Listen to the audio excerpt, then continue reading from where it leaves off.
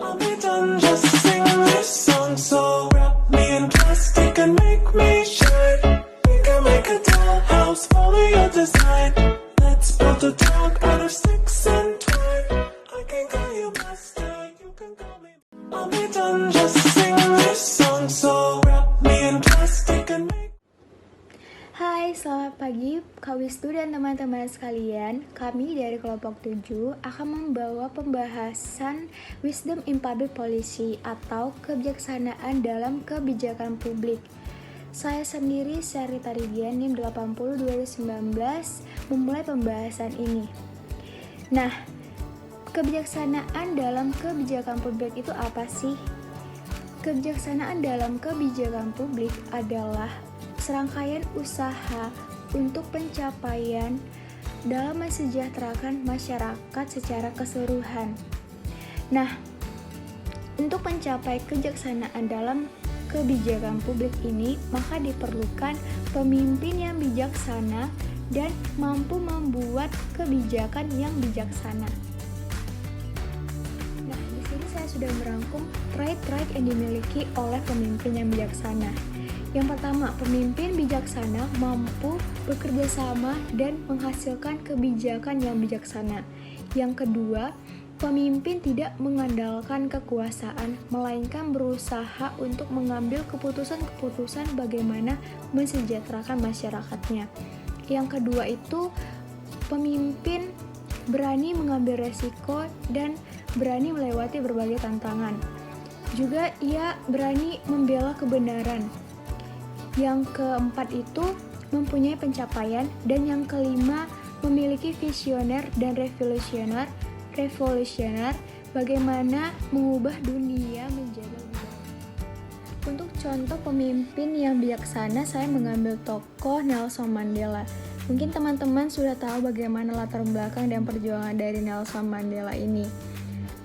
Nelson Mandela adalah orang Afrika Selatan yang berkulit hitam yang pertama kali menduduki sebagai Presiden Afrika Selatan periode 1994 sampai 1999. Nelson Mandela adalah tokoh revolusioner anti-apartheid yang menginginkan kesamarataan ras, memberantas rasisme, kemiskinan, kesenjangan, dan mendorong rekonsiliasi rasional.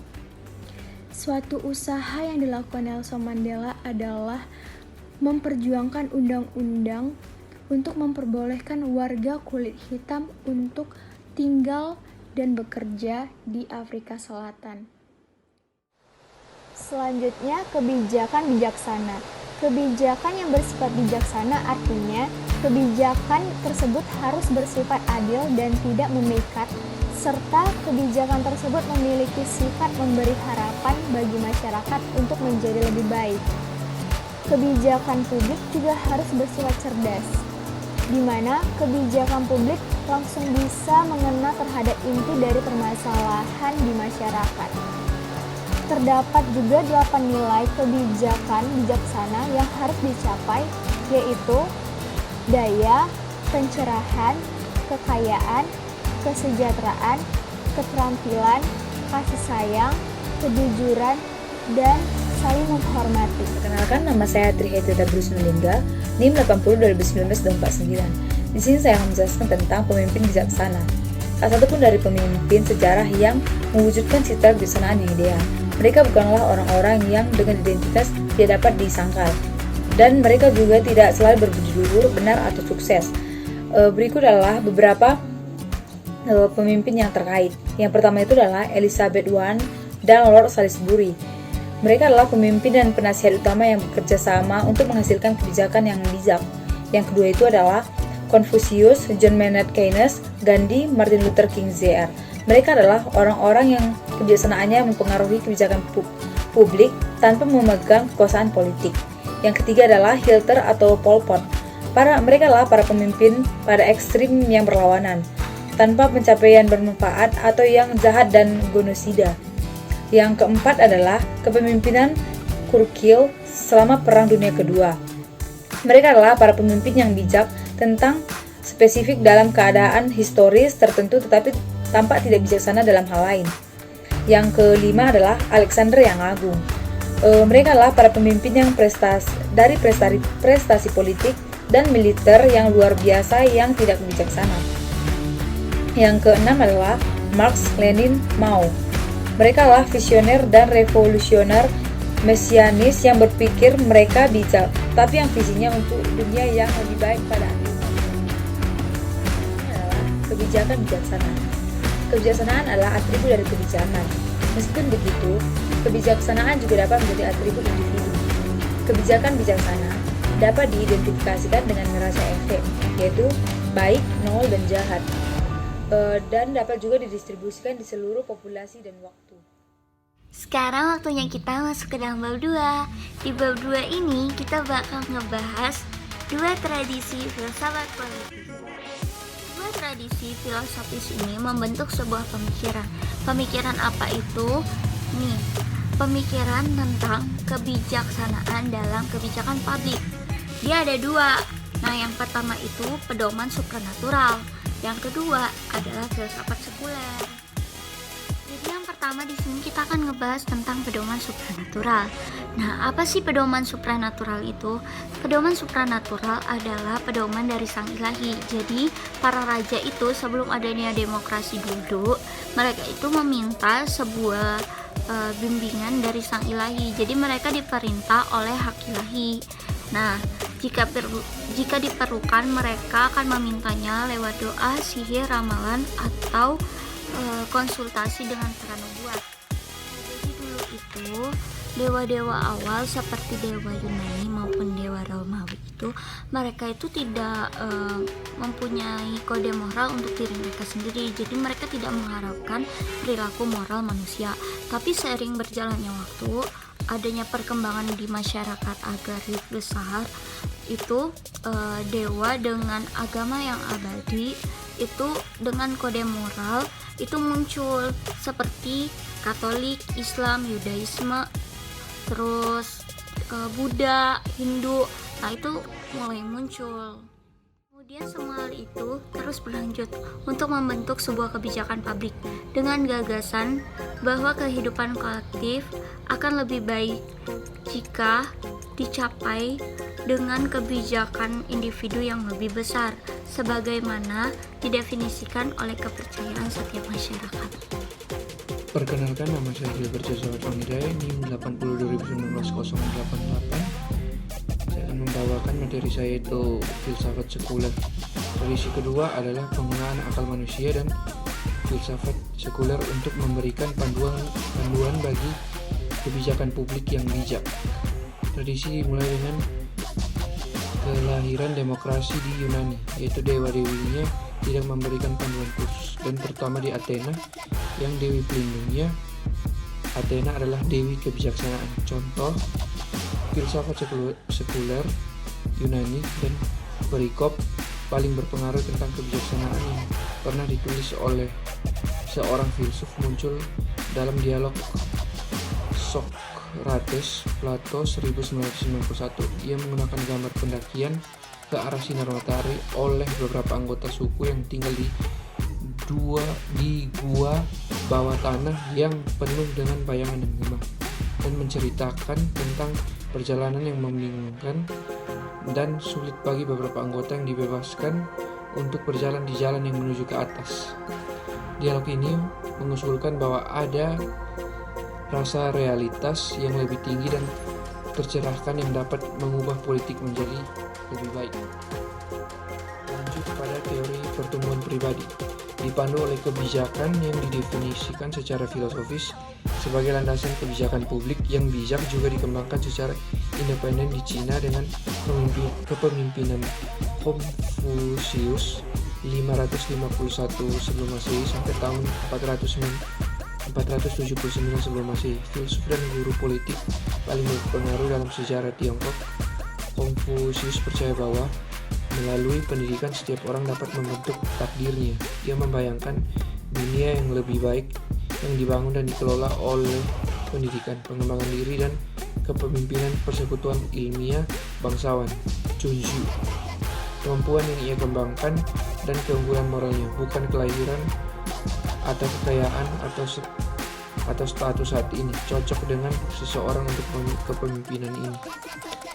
Konfusius merasa bahwa inovasi termasuk perubahan radikal dan revolusioner di lembaga formal jauh lebih penting daripada pembaruan energi spiritual dan kemanusiaan yang selalu dibutuhkan oleh institusi sosial dan politik dimulai dari keluarga.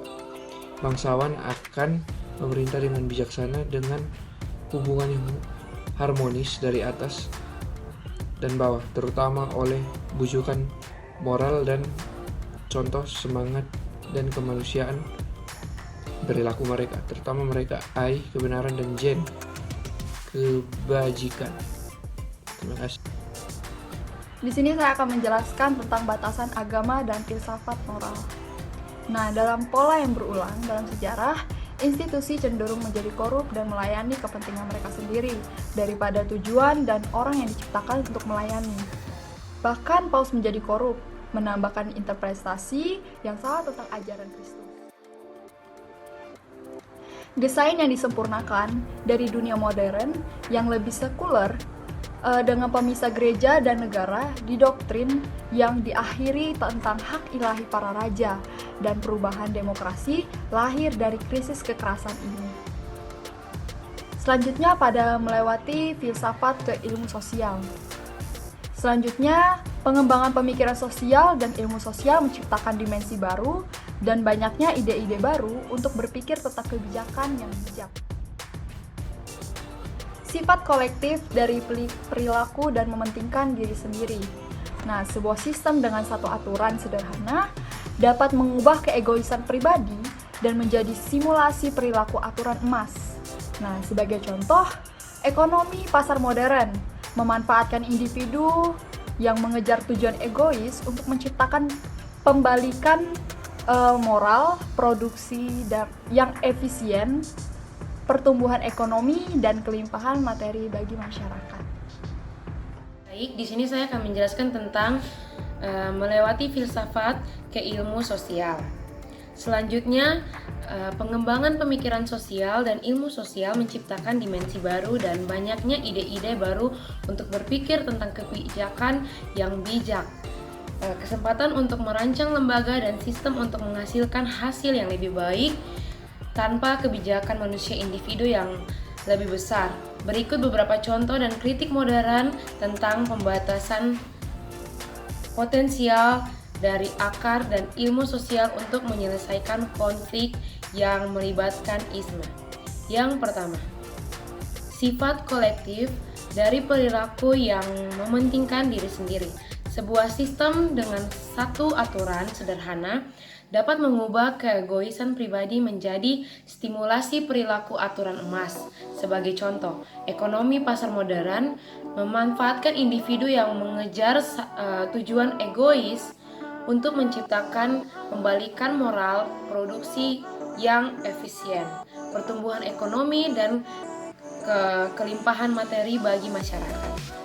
Yang kedua,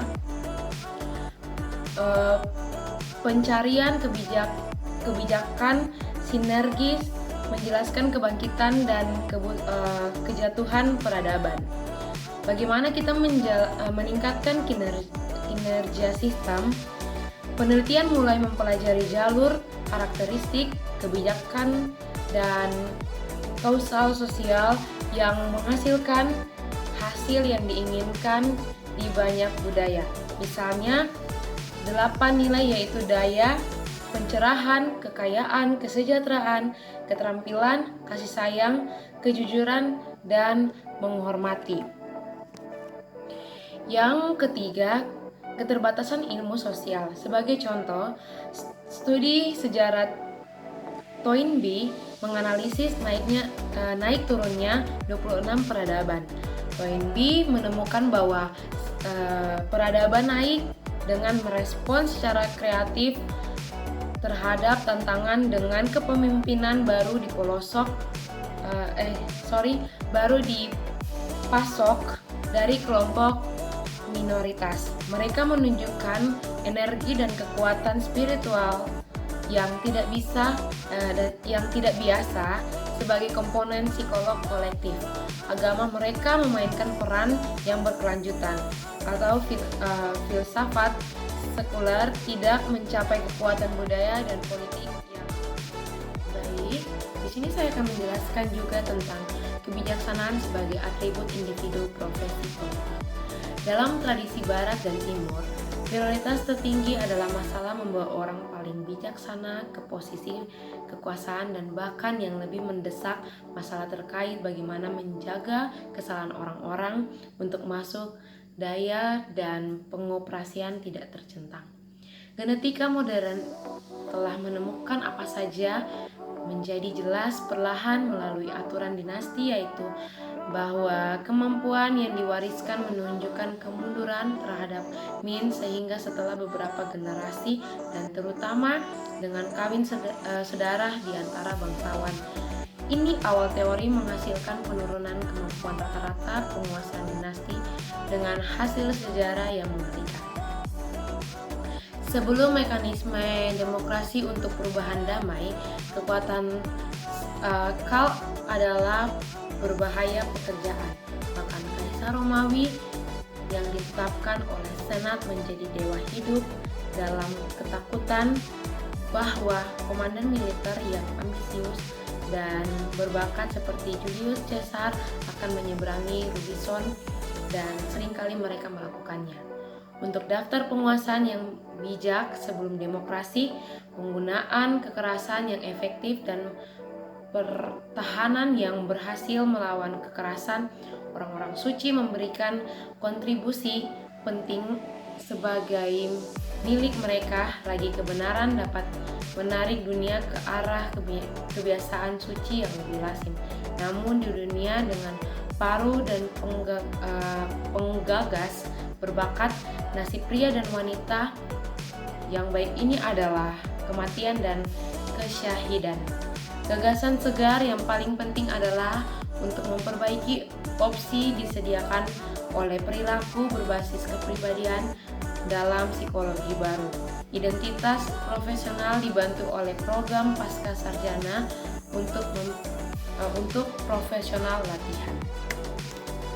Nama saya Lydia Lamanda, NIM 80 2019 200. Di sini saya akan menjelaskan kebijaksanaan sebagai atribut individu profesi politik. Dalam tradisi Barat dan Timur, prioritas tertinggi adalah masalah membawa orang yang paling bijaksana ke posisi kekuasaan, dan bahkan lebih mendesak masalah terkait bagaimana menjaga kesalahan orang-orang, misalnya dengan siku tajam, pisau, atau dengan senjata. Genetika modern ini telah menemui aturan dinasti, yaitu bahwa kemampuan yang diwariskan menunjukkan kemunduran terhadap Min, sehingga setelah beberapa generasi dan terutama dengan kawin sedarah di antara bangsawan. Ini awal teori menghasilkan penurunan kemampuan rata-rata penguasa dinasti dan hasil sejarah yang mengerikan. Sebelum mekanisme demokrasi untuk perubahan damai bahkan berusaha untuk menjadi pemimpin politik yang bijaksana adalah bahaya pekerjaan. Bahkan Kaisar Romawi yang ditetapkan oleh Senat menjadi dewa hidup dalam kekuatan bahwa komandan militer yang ambisius dan berbakat seperti Julius Caesar akan menyeberangi Rubicon, dan seringkali mereka melakukannya. Sebelum demokrasi dan penggunaan kekerasan itu efektif dan pertahanan berhasil melawan kekerasan, orang-orang suci memberikan kontribusi penting terhadap sebagai milik mereka, yaitu lagi kebenaran. Dapat menarik dunia ke arah kebiasaan suci yang lebih lazim. Namun dunia dengan paruh dan penggagas bakat, nasib pria dan wanita yang baik ini adalah kematian dan kesyahidahan. Mereka seperti hewan herbivora, jinak dan tidak berbahaya, unggas kadang-kadang pekarangan.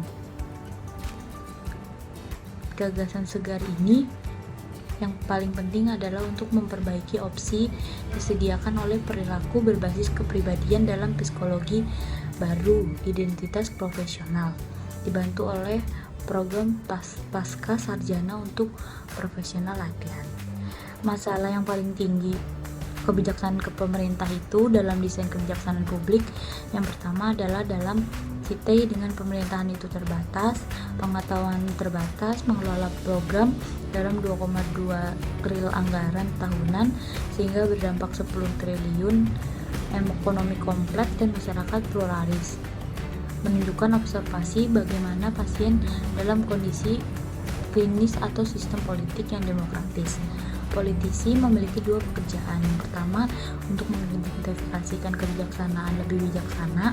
Yang kedua, psikologi demokrasi, mendengarkan dan akhirnya mendapatkan persetujuan dari yang diatur.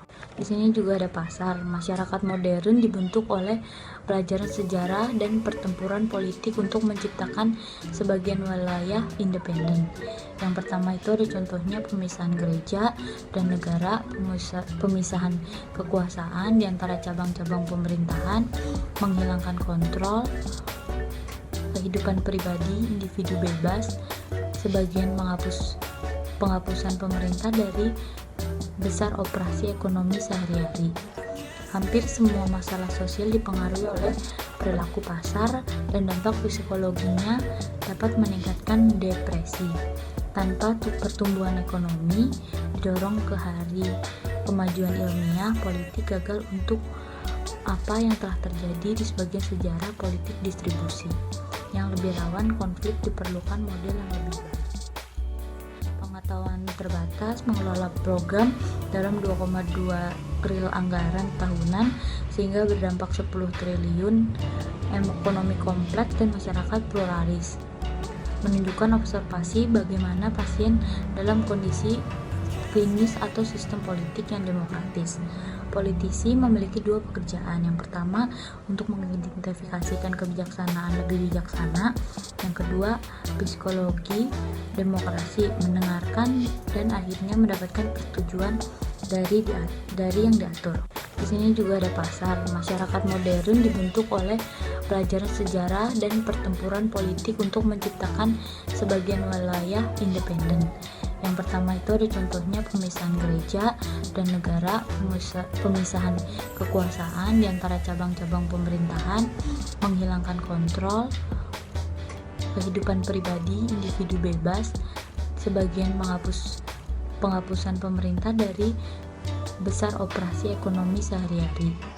Hampir semua masalah sosial dipengaruhi oleh perilaku pasar dan dampak psikologinya dapat meningkatkan depresi.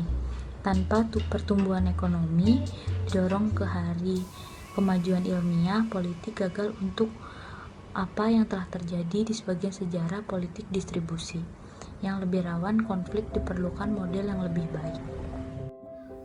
Saya akan melanjutkan materi tentang berjalan di jalur terpilih.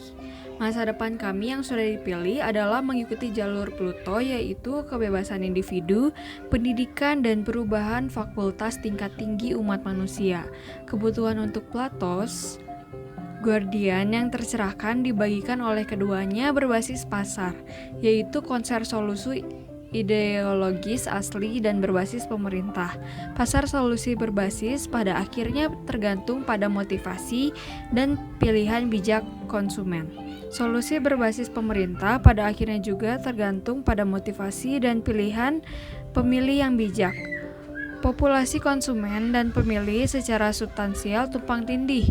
Dunia membutuhkan yang kuat dan tercerahkan. Individu yang terlepas dari peran spesifik apapun dapat memulai dan berpartisipasi dalam diskusi dan membantu mengarahkan. Bagian bawah. Detail apa yang terjadi di gua harus dipelajari dengan serius. Dan bagian bawah dari cerita bukan hanya gambar penjelas dari bagian atas, tetapi juga signifikan dalam dirinya sendiri, dijelaskan di Heidegger tahun 2002 dan Marduk tahun 1999 halaman 384. Bagian atas. Di bagian atas, bisa lebih banyak orang yang menyelesaikan jalan menuju pencerahan. Kita hidup paksaan oleh setengah kebenaran dan rukun selama kita tidak salah mengambilnya untuk seluruh kebenaran. Tetapi ketika kita salah mengira, mereka mengangkat iblis bersama dengan kita. Dijelaskan di Whitehead tahun 1954 halaman 243. Jadi, langkah yang berguna untuk individu dan lembaga politik adalah untuk menandatangani mekanisme yang baik dan untuk mengakui kebenaran setengah, yaitu memuaskan sebagian kebijakan publik. Tingkatan sistem akuntabilitas. Jangan menaruh kepercayaan pada pangeran adalah kutipan bahwa ada juga cara akan pendirian. Solusi barat modern menambahkan kompleksitas tanggung jawab untuk kebijakan publik yang teratas, dibagikan, dan atau sekedar di banyak institusi dan individu.